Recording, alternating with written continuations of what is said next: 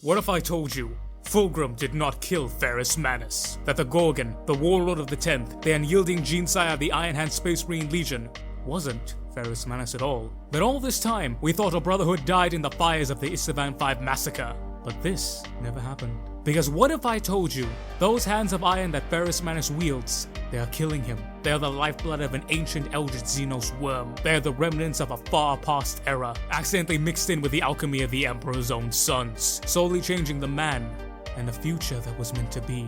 In this video, we're going to take a look at how Ferrus Manus originally got these hands. We will explore the soul degradation of his mental and physical aspects, and end with a crazy theory on what is actually happening to him, and multiple excerpts backing my claims to boot. And finally answer, was Ferrus Manus slowly becoming a Necron Primarch hybrid?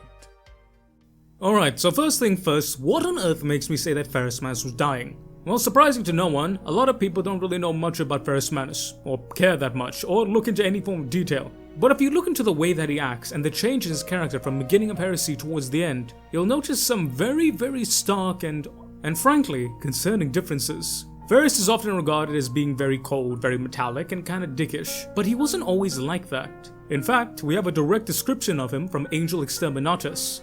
His features were those of a powerful man, youthful, but one to whom others would willingly bend the knee. The jaw was square, the hair dark as midnight. His eyes were a warm gold-flecked green. It was the face of a man upon whose shoulders great burdens could be placed without fear of them being unseated. He liked the face, pleased at how it had been wrought. He was naked, but the absence of clothes did not trouble him. He knew nothing of modesty, and took a moment to admire the perfection of his godlike physique. He laughed. He laughed at the sheer vanity of the thought, and with the grin of a man who knows that the world is at his feet, he dropped to the ground and stared in abject wonder at his new surroundings. For context, this is directly after he lands on Medusa. This is literally the first time he gets up out of his pod. Now you take a look at his personality and the way that it is now, this doesn't really sound like Ferrus Manus. This sounds someone almost bubbly, almost happy. Someone who, yes, loved challenges, but for the challenge of it. There is a true love in his eyes, a love in his voice, the way he carries himself. This Ferrus Manus is someone who enjoys his flesh. A stark contrast to the man that he would become 200 years later. And there is no more stark an example than taken from the Feet of Iron, when Ferrus Manus, Mortarion, and Vulcan are trying to conquer the world of 1544, but the Gorgon's humors are unsettled to say the least. It was not supposed to be like this. This was not the idea of the war. It should not have played out like this. I had envisioned it differently. Glorious, vindicating, vengeful. I was not meant to fail here. He had not expected to be lost. He hated to be lost. It irritated, like the itch around his neck. No matter how he oiled the skin beneath his gorget, or the method used to affix its clamps, the itch persisted, like a blade across my throat. From his first ironclad footfall into the desert, it had been there, a dark reminder of something yet unfulfilled, a promise his supposed executioner had yet to make. Sand was everywhere, endless oceans of undulating grains that stretched all the way out onto the blurred horizon, bleached white by an oppressive sun. In his dreams, the sand was black. Such moribund thoughts brought an unworthy declaration to his taut lips. I am the equal of my brothers, he muttered to a darkness that deigned not to answer. And the better of some, he added. Still, the uncaring shadows paid no heed. Always it came down to the singular truth, ever since he had split the darkness upon the trail of fire. I should be first. Now, you don't exactly need to be a professional writer, nor a licensed psychologist to see that the man talking in those two exoscripts are wildly different. Now, it is rather easy to say that this is just from the mind of a man who has been overwhelmed by war. Someone who has learnt the harsh reality of the galaxy, that it is bitter and terrible. That before he was simply a child, unburdened by the reality of adulthood. And it shows. Now, that by itself is a fair reasoning, and I imagine that's what most people think of. But again, if you look into it a little bit more carefully, you see that there are some things that are just a little odd. Like how on several occasions, to a near alarming degree, Ferrus Manus would express feelings of having a headache, or having some type of pseudo-physical affliction, like there being an irrational itch on his neck. Now, why is him having a headache cause for concern? Because the only other Primarch who had any type of issues with headaches, or some type of metaphysical issue that were involving his psyche and his physicality, was none other than the Red Angel himself, Angron. And as we all know, Angron was afflicted by the Butcher's Nails, machines that directly impacted his neural psyche. We see that Angron was supposed to be a type of paladin character. He was supposed to be someone who could take the emotional, physical, as well as any type of pain from another person and impart it onto himself. Generally speaking, it's also assumed that he was supposed to have a bit more of a softer personality. But because of not only where he grew, but more importantly, the amputation of the nails, his personality changed dramatically. We can see here that Ferrus Manus' personality also suffered a drastic change. Now you might be saying, okay Brad, but what's the catalyst for that change? And that is what we're going to get onto a little later, but there's a unique event, a specific event, that dramatically changes Ferrus Manus' personality. But in addition to Angron, as the heresy goes more and more and more on, he becomes more and more irrational, much more quicker to anger, full of wrath and rage. He becomes also a bit more dumb, to be frank, easily goaded. In addition to this, he begins to doubt himself more and more. As the heresy begins to move on more and more and more, he begins to doubt his own strength. He begins to become dismissive of others, and he begins to wonder if he really is worthy. But the idea that him not being worthy is something that drives him onto madness. An excellent example we have this in the novella Mercy of Dragon. Vulcan rescues a child, and when Ferrus and the Emperor believe Vulcan to nearly be dead, it turns out he survived, and he and Ferrus are able to exchange a laugh. In the middle of everything, of Vulcan literally saving a child, Ferrus laughs, and it's a genuine laugh, and he is genuinely happy and content. This is relatively early on during the Great Crusade, by the way, and that's very important, because if we then translate back to another scene that occurred, again from Feet of Iron, we see that Ferrus Manus is far less secure. "Strength," he said, as if invoking the word would provide it. With silver fingers he reached out to seize the half of Forgebreaker. He would crush the Eldar, destroy their psychic node and win the war. "And do it swiftly," he added in a whisper, tearing the hammer from its strappings, though he would never admit it. For Ferrus, the war could not end soon enough. Immediately, between two different areas of points, we see that Ferrus Manus is different. Even at the end of Feet of Iron, where he supposedly slays the beast that's been trying to kill him, we see again when he's in Promethean Sun, whilst we see that he is indeed better in terms of his spirits, he's still a very stark contrast between him now versus him in Mercy of the Dragon or way back when. As the heresy progresses, Ferrus not only disdains having levity, it's a case where he almost seems to be incapable of it. He is having recalled to his first captain Gabriel Santor that he is one of, if not the only people who could make him temperate. But even this would fail, for during the Dropside Massacre, he would lose every and all ounce of any type of self-control. He would abandon all logic and reason. To him, there was nothing else but killing Fulgrim, appeasing his bruised ego, and ultimately, that's what got him killed. Or was it? Was it perhaps instead that this wasn't the bruised ego that was causing him and motivating him to act like this? What if it was a poisoned mind? A mind abused and manipulated by another force, one sinister and unseen, that would drive him to this fate? But to answer that question, we now need to look at what exactly was Azimoth. Azimoth is the name given to the metal serpent, the giant silver worm, as is quoted in the book, that Ferrus Manus ends up killing. The story goes that he would drown the great creature in an ocean of magma. Yet when he pulled his hands out from the fire, he expected them to be nothing but charred bone and blackened flesh. However, instead, they were silver, amazing, and living. Ferrus Manus had iron hands. But for a better description of Azimoth, we can go back to Angel Exterminatus. He crossed the concentric lines of runic symbols, feeling a strange prickling sensation as he did so. It invigorated him, as though a wellspring of vitality had opened up inside of him. The heat of the crater was rising steadily, and more rocky debris were falling from the rim above. The mountain's flanks were collapsing inward, like a sculpture of sand slowly being eaten away by the tide. He would need to leave soon, or risk being buried. Eventually, he reached the structure at the heart of the crater, and as he had suspected, there was no viable means of entry. Its walls glossy black and without any seams, no joints or imperfections. Nothing was in its surface. For all intents and purposes, it was a solid block, a stone awaiting a sculptor, a dream awaiting to be given form, or a nightmare. A sudden crack echoed like a gunshot, and he backed away as a prescient sense of danger settled in his gut. He saw a forking trace of silver light crack the featureless stone, moving like an upturned lightning bolt through the block. Another grazed the corner nearest to him, quickly followed by a third, a fourth, and a fifth. Next then webbed the surface. He knew that he should get as far away from you as possible, but he had to know what was hidden in this secret place. More and more cracks were spreading over the structure, linking together in a shining phosphor bright. He shielded his eyes as the block radiated like a supernova, and with a final boom, it fell apart, and what lay within was revealed. Through the brilliant mercurial haze of impossible bright silver light, he saw a form cohering in the radiance. Segmented and coiled, it was a disassembled entity that was only now able to restore its original form, a swirling lattice work of architecture and organism, construct and intelligence. It was at once a living thing, and at the same time, an artificially wrought monster. A hideous steel clattering of biomechanical gears and liquid metal rattled through the cavern, an artificial heartbeat, and birth shout in one. He saw a huge worm-like creature uncoiling from its dissolving prism. Hearing that terrible mechanized shriek of release, there could be no doubt that this monster had been imprisoned within this impregnable mountain.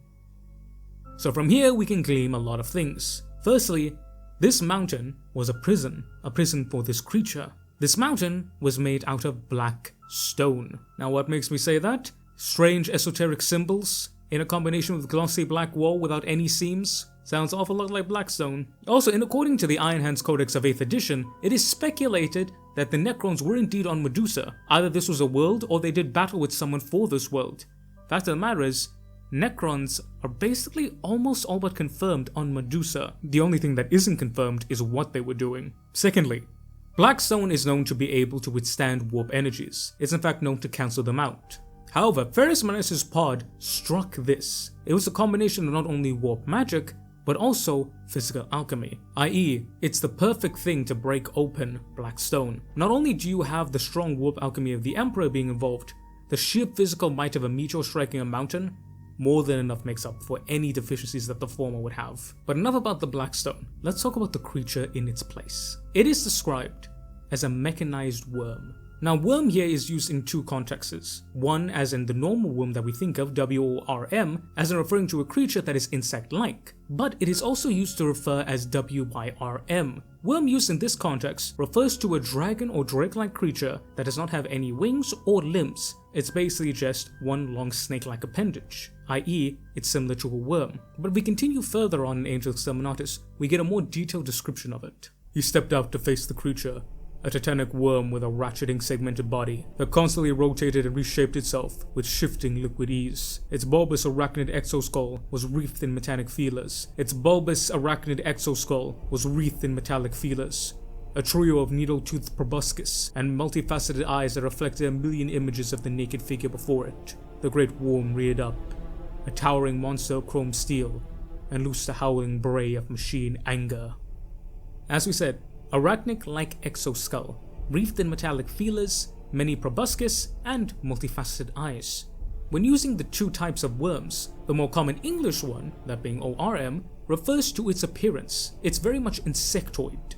But the older version, WIRM, then refers to its nature, the fact that it's massive, that it's carnivorous, that it's this destructive important force. Now, if we take a look at all this together, it is very much possible that this creature could indeed be related to the Necron Canoptic Tombstalkers. Now you take a look at Tombstalker, and then you read that exoscript, and A plus B kinda makes C here. But this is not just a regular old Tombstalker, mainly because we know that a regular Tombstalker, while deadly, is not going to be something that's going to give a Primarch so much trouble like that. They are durable, but they're not that durable. But then again, we go back to that exoscript. An arachnid exoskull. What is described here is something that is similar to a modern day Tombstalker, but very clearly different. And then this drives us back to the Blackstone. The answer lies in the necrodermis. We know it's recrodermis because it's quoted as shifting with liquid ease. Necron living metal, or necrodermis, is the metal that all Necrons are made out of. Basically, it's metal that has some type of regeneration, hence why Necrons can stand up and come back from the dead. Interestingly enough, however, what we are looking for is the fact that necrodermis is used in construction of Catan shard vessels. More specifically, a combination of necrodermis and black stone. The idea being that the necrodermis can hold the essence in, but the black stone siphons out the essence. The perfect prison. It is very much plausible Azimoth was in fact a Necron Catan shard that was imprisoned in a body of necrodermis similar to a massive canoptic tombstalker.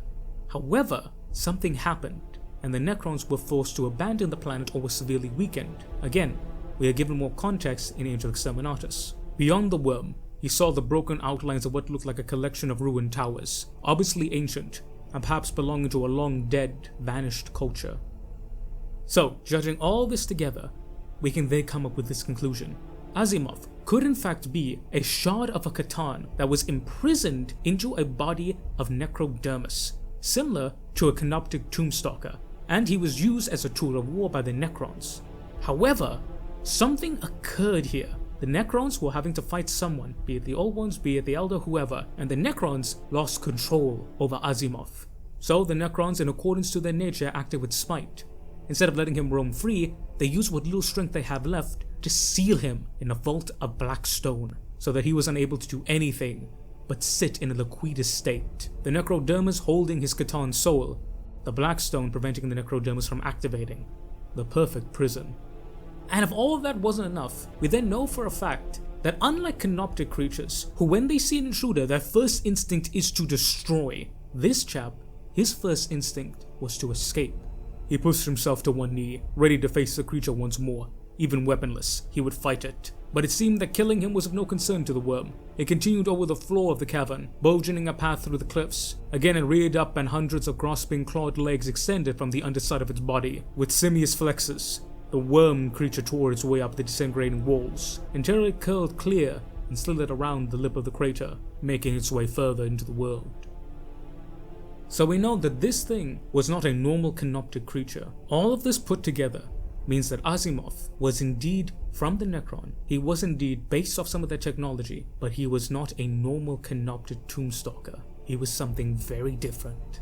As is mentioned that when Ferrus finally manages to kill the beast, it's said that the two seem to know each other, or have some type of resonance. This guy has some type of sentience, and possibly a memory. And we know how petty Catan can be.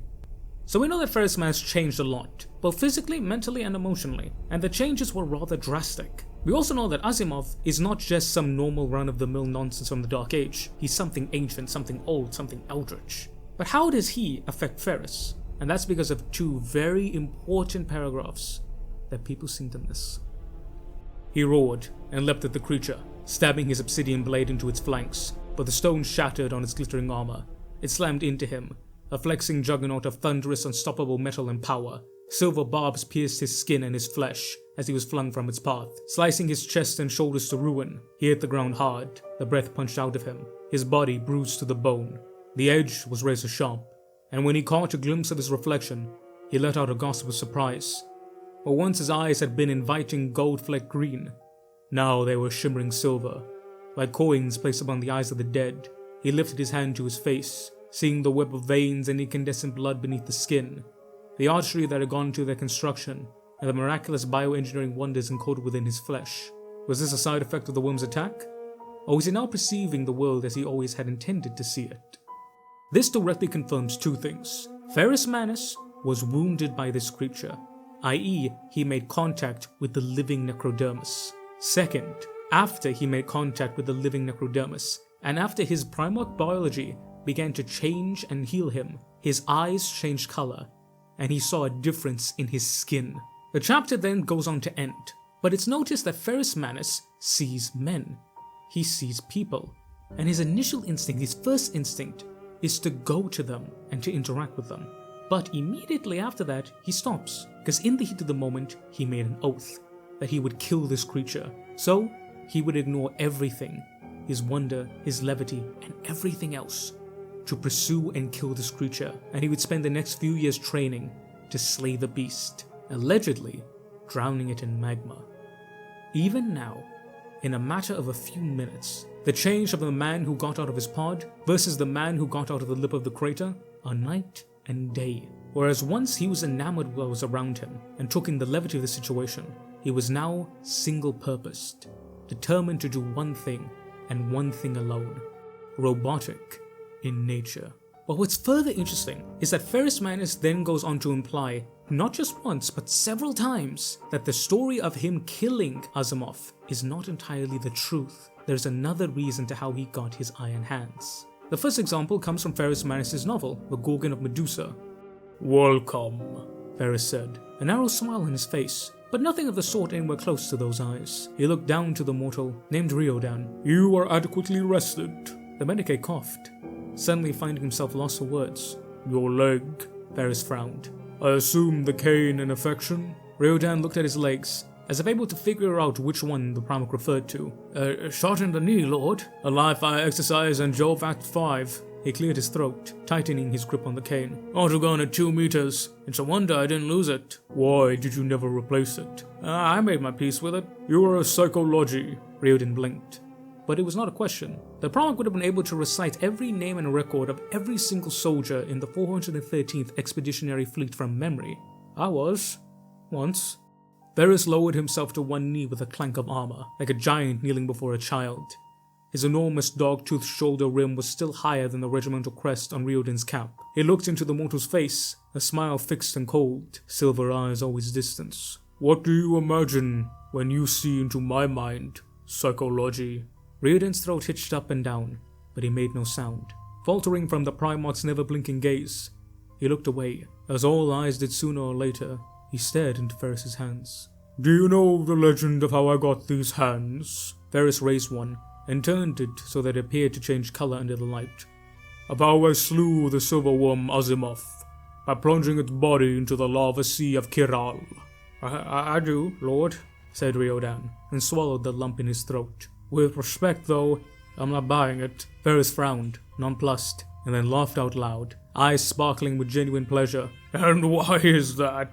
The Medicae lifted his own hands to his face to demonstrate. "The lines, they're too straight. I've treated my fair share of liquid burns, and in a struggle you'd expect waves, splashes, unless you drowned the serpent in a puddle." He shrugged. "A pity," said Ferrus, rising. The smile was gone. "That one was my favorite." Again, in feet of iron. "Do you know how I came by this magnificent aberration?" asked Ferrus, noting the captain's interest. Desan hid his confusion at the line of questioning well. Like most exceptional beings, Primarchs were occasionally inscrutable. "Have you heard of my deeds?" Ferrus continued when an answer was not immediate. "Of how I bested a storm giant in a feat of strength, or how I scaled Karashi, the ice pinnacle, with my bare hands. Or perhaps you are familiar with the day when I swam deeper than the horned behemoth of the Siphon Sea. Do you know these stories?" Desan's reply was not much louder than a whisper. "I have heard the great sagas, sire." Ferrus wagged a finger, lost in monologue and nodding sagely, as if he had just come upon an answer to his own conundrum. "No, it was Azimoth, he who was called the Silver Worm, and greatest of the ancient drakes. No blade could pierce his metal skin, no spear or lance that I possessed." He paused, as if reminiscing. "I burned it, held its writhing body beneath the lava flows of Medusa until it was dead, and when I withdrew my hands, they were..." He held out both his arms. "Like this. Or so the saga speakers would say." These are two direct times where Ferrus Manus has questioned and elucidated to the fact that the story about him drowning Azimoth in a sea of lava is basically bunk. That is not how Ferrus Manus got his iron hands. So, if that's not the case, how did Ferrus Manus get his iron hands? Simple. They grew. Necrodermis has a regenerative ability. Primarchs have a regenerative ability as well. In Angel Exterminatus, we see that there is a blending of Primarch DNA and Necrodermis. Ferrus Manus' hands begin to change. His eye color also changes. My hypothesis is as such. Ferrus Manus did not get his iron hands from killing Azimoth. Ferrus Manus used his iron hands to kill Azimoth. That's why he was able to drown him in the lava, or rip him apart, however it may be, because Ferrus Manus grew his iron hands from the Necrodermis. The Necrodermis of Azimoth, combined with his Primarch genealogy and his regenerative abilities, then caused a mutation of Ferrus Manus developing Necrodermis. And with that, we finally found all our pieces that we need to finish this puzzle. Fact number 1. Ferrus Manus changed dramatically from the beginning of the heresy towards its end. Now, whilst initially some may say that that's just a personality issue, we know that Ferrus Manus is the only Primarch, aside from Angron, to experience physical issues, such as headaches and violent mood swings, as well as him changing. Angron was the only other Primarch to experience that, and Angron had something directly affecting his brain, i.e. the Butcher's Nails. Therefore, we can confer that the only way for a Primarch to be affected in such a way is to have some type of external factor influencing them. We can also see that with both Horus and Fulgrim. Their personality changes dramatically when they are impacted by 1, the demon, and 2, by chaos itself. Again, with a Primarch, whilst they may be eccentric, if you need a change in personality that's dramatic or making something small into something very big, you need an external influence. 2. Azimoth, the Silver Worm Medusa, was not from Medusa. He was a Necron construct. Medusa was formerly a Necron world. He was imprisoned in Black Stone. He is formed out of Necrodermis. Necrodermis is used to control Catan. Catan's powers are nullified by Black Stone. As we mentioned earlier with our theory, it is plausible that Azimoth was a shard of a Catan that was then imprisoned in the body of Necrodermis to serve as an attack dog for the Necrons. The Necrons lost control of Medusa. The Necrons, being spiteful, decided to cut their losses. Instead of letting Azimoth roam free, they then imprisoned him in a mountain of black stone, which the part of Ferrus Manus happened to strike, accidentally breaking the bonds, a combination of sheer physical force and the warp magic imbued within a Primarch. Third, Azimoth physically changed Ferrus Manus. We have multiple examples of that happening, not just in the way his personality changed, but also in the physical changes, his eyes being the most noted example. Fourth, we know for a fact that the story told by the Imperium of Ferrus Manus drowning Azimoth is a lie, or it's not the whole story. There is something that Ferrus Manus knows and that he knows alone. Something that he does not like. And that, ladies and gentlemen, brings me to my conclusion. Ferrus Manus was being poisoned by his iron hands, because his iron hands were Necrodermis. They were Necron. When Ferrus Manus made first contact with Azimoth, he was infected with the Necrodermis, but not just any Necrodermis, Catan Necrodermis. Catan Necrodermis that had been sitting there for God knows how many thousands of years, stewing with hatred. That Necrodermis would then combine with his own Primarch DNA and then have him grow his own iron hands. But it wasn't just his iron hands that affected. Ferrus Manus' biology was being affected by it, slowly being poisoned over time, causing him to have mood swings as well as him to have headaches. It was slowly hurting his brain. We also know that Ferrus Manus was far more susceptible to types of mind manipulations, be they something as simple as Fulgrim trying to goad him, or something as potent as Eldar psychic trickery. Again, we have an example of him in Feet of Iron when he's being manipulated by 2 Eldar Farseers. Again, during Medusa of Gorgon, he's very much so perplexed by the arcane arts, and is easily tricked. The Necrodermis was affecting him. But then that begs the question, why? Why is Necrodermis affecting the Primarch? It's not a case like the Butcher's Nails where they were shoved into his brain and they were designed to harm him. Necrodermis, from what we discovered and what we discussed, is meant to secure, it's meant to provide, it's meant to protect, it's meant to grow, it should be positive, right? So then why with Ferrus would it ever be negative? And that's because the two are diametrically opposed. Primarchs are based on the warp. The Emperor of Mankind created the Primarch soul with powers from the warp, powers from the Chaos God. Again, we know from Corvus Corax, every single Primarch has a warp form, a warp soul, whatever you want to call it. They are based in the warp without a single shred of doubt. Necrons are anti-warp based. Necrons do not possess any psychic potential whatsoever. Their whole planet, their whole civilization, the whole culture, the whole warfare, everything revolves around them being anti-psychers. Because the old ones, and thus their children, were heavily psychic. So they would create Necrodermis and they would create Black Stone. Two things which are very resilient to psychic powers. Black Stone being resilient in an offensive sense in the case that it literally shuts off psychic powers, and Necrodermis being defensive in the fact that how it is able to withstand and regenerate from everything. A psychic bolt of magic lightning? Well, that doesn't matter. The Necrodermis will simply regenerate from it. Something which normal flesh would struggle with. And here we come to what was killing Ferrus Manus. His soul was that of the warp. His body had now become that of the Necron. Thus, his soul and his body were in conflict with one another. Thus, Ferrus Manus was slowly being poisoned. Slowly and terribly, Ferrus Manus' soul was fighting against his body, one trying to destroy the other. And thus, what was supposed to be a well-rounded Primarch eventually became someone who was unstable, both in the physical sense, but also in the emotional and mental one. For Ferrus Manus expressed multiple times that he detested his iron hands. They were not his hands, he would say. Now, whenever people hear that, they think, oh, Ferrus likes his own strength. He likes being normal, he likes being strong, he likes doing things on his own, very old-fashioned. But perhaps that's just too simple. Perhaps Ferrus Manus says these are not his hands because he never earned them. He didn't get them as a prize for killing a drake. He didn't make them, he didn't craft them. They grew on him. They are a parasite infecting him, and he loathes them. But this is some Xenos trickery abusing his flesh, and one day he will get rid of it. But that's the thing. One day never came. Ferrus Manus was killed on Istavan. But what if he wasn't killed on Istavan? I personally believe that we would have seen another situation like Angron, his body and his mind slowly eating at one another, until it would result in Ferrus dying. But what type of death? Ultimately, there were two things that would happen. Ferrus Manus would fight. Ferrus Manus would win or he would lose. He would win. He would gain control over his necrodermis and expunge it, but he'd become scarred in the process, a victim of the old age of the Necrons. Or he would lose. He would be completely subsumed by the living metal, and he would not be Ferrus Manus, but he would be a Necron Primarch. He would be an automata, a canoptic wraith, a construct made of living metal. Gone would be the Gorgon of Medusa, yet the only thing that would live would be a shadow of the Catan that once was, slowly wandering, consuming all. People often mock Ferrus Manus.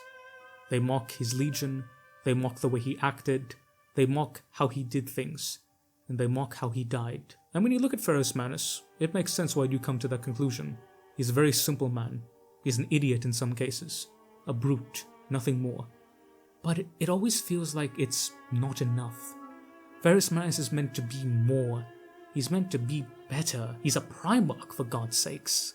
But when you look into it more carefully, you then realize that Ferrus Manus was not acting this way because he was built this way.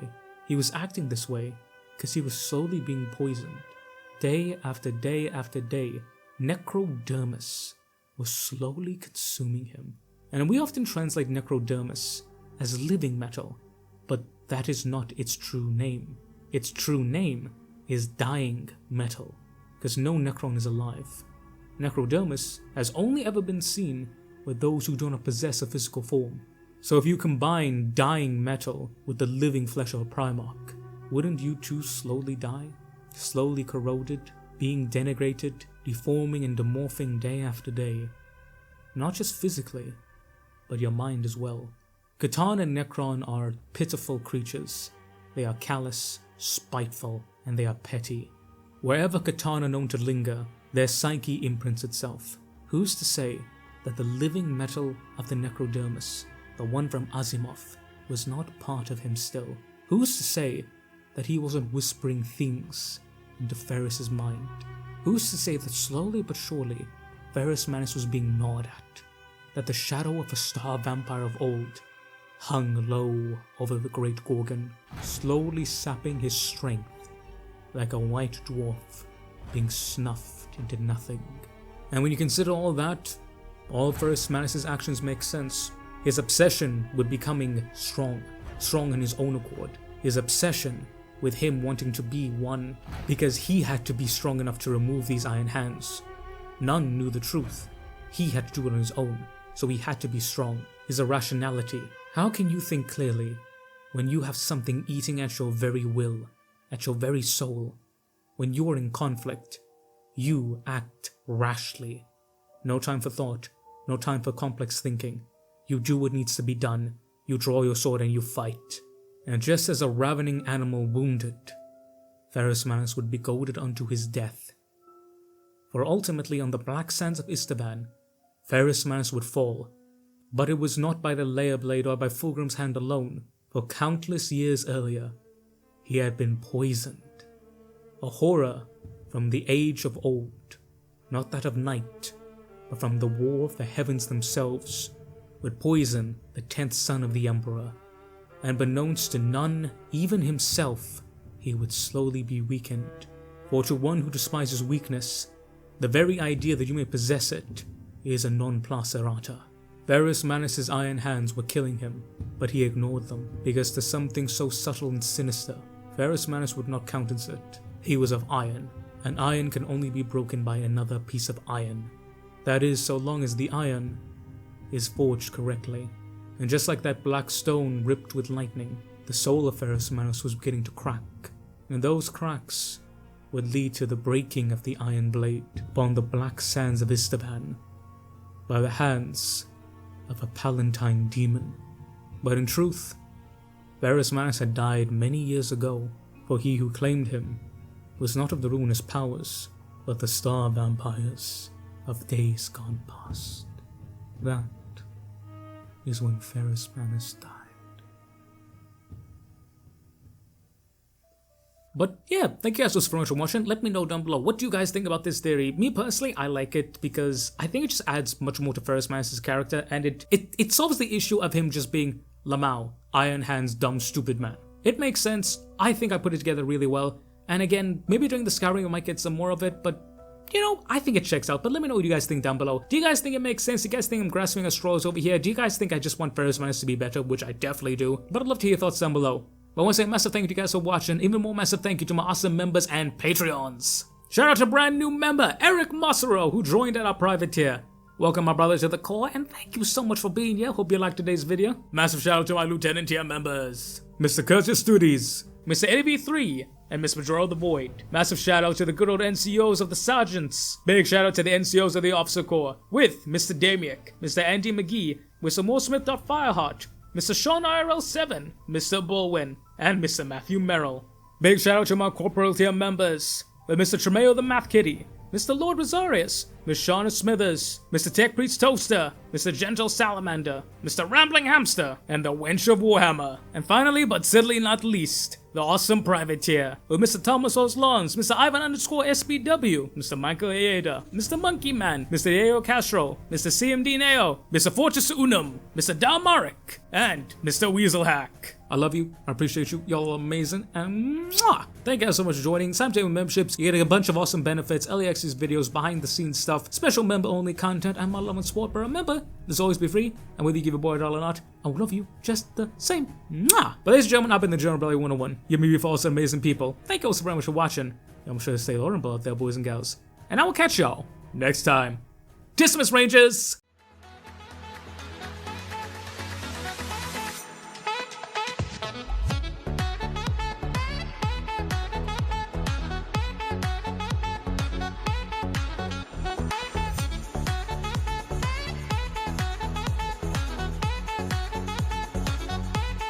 I can't wait for someone to call this headcanon.